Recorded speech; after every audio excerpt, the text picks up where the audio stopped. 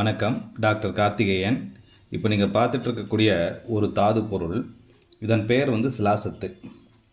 இந்த சிலாசத்து எதுலேருந்து கிடைக்கிறதுனா பாறையிலேருந்து கிடைக்கக்கூடிய ஒரு சத்து பொருள். அதனால் இதுக்கு பேர் சிலாசத்துன்னு பேர். இது நம்ம முறையாக எடுத்து பால், எலுமிச்சம்பழச்சாறு, கற்றாழைச்சாறு இதில் வச்சு சுத்தி பண்ணி எடுத்து வச்சுருக்கோம். இந்த சிலாசத்தை புடம் போட்டு பற்பமாக்கி பயன்படுத்திட்டு வந்தோன்னா எந்த மாதிரி நோய்க்கு பயன்படுத்தலான்னா, அதாவது மேக நோய்கள், அதாவது சிறுநீர் சம்பந்தமான நோய்கள், நீரிழிவு சம்பந்தமான நோய்கள், கல்லடைப்பு, சதையடைப்பு, சொட்டு நீர், இந்த மாதிரி நீர் பிரச்சனைகளுக்கு இந்த சிலாசத்து பற்பம் ரொம்ப நல்ல மருந்து.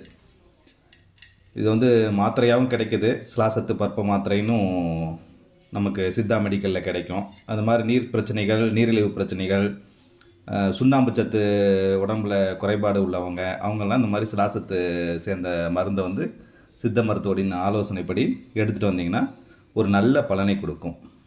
நன்றி.